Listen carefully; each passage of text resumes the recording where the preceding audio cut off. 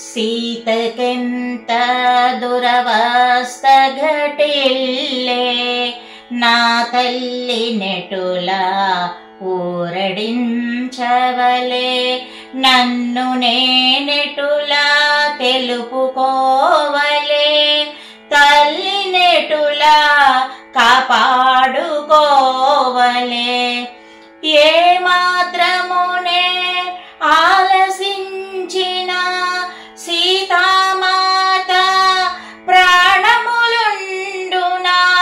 అని హనుమంతుడు సకల మాటున తహతహలాడుచు మెదల సాగెను.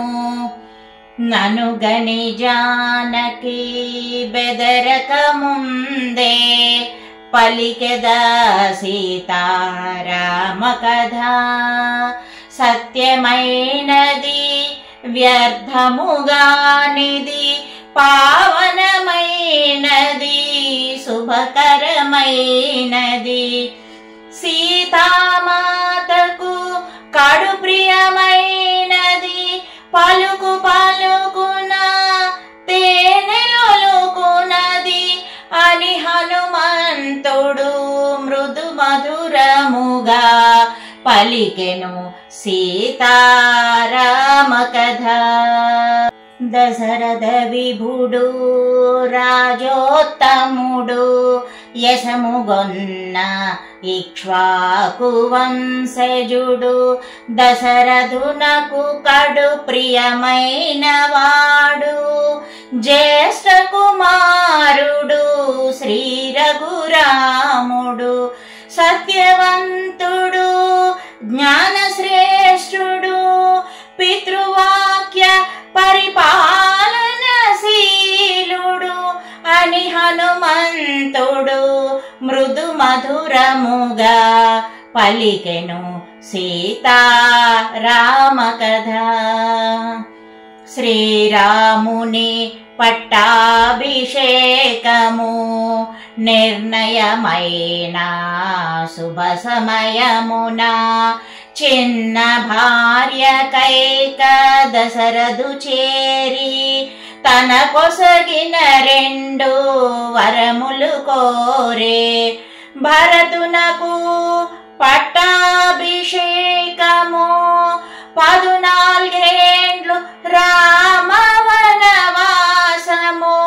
అని హనుమంతుడు మృదు మధురముగా పలికెను సీతారామ కథ. తండ్రి మాట నిలుప రామచంద్రుడు, వల్కలధారియే రాజ్యము వీడే. సీతాలక్ష్మణులు తనతో రాగా, 14 ఏండ్లు వనవాసమేగే.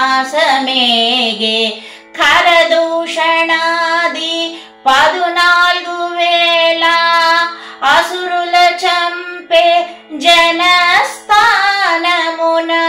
అని హనుమంతుడు మృదు మధురముగా పలికెను సీతారామ కథ.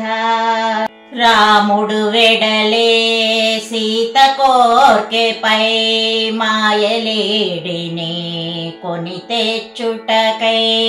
రామలక్ష్మణులు లేని సమయమున అపహరించె లంకేశుడు సీతను. సీతను గానక రామచంద్రుడు అడవుల పాలై వెదకుచుండెను అని హనుమంతుడు మృదు మధురముగా పలికెను సీతారామ కథ. రామ సుగ్రీవులు వనమున గలిసిరి, మిత్రులైరి ప్రతిజ్ఞలబూనిరి.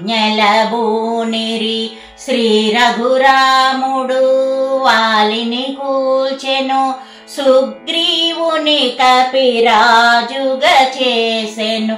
సుగ్రీవునానా లంక చేరితి, సీతామాతను కనుగొనగలిగితి అని హనుమంతుడు మృదు మధురముగా పలికెను సీతారామ కథ.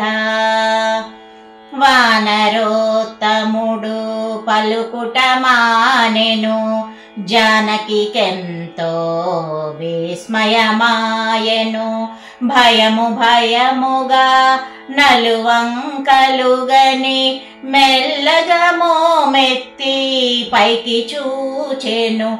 శోభిల్లు సిన్సుప శాఖలందున బాలార్కుని వలె మారుతి తోచెను. మారుతి రూపము చిన్నదైనను తేజోమయమై భీతి గొల్పెను. శ్రీ హనుమాను గురుదేవులు నాయద పలికిన సీతా రామ కథ. నే పలికెద సీతారామ కథ.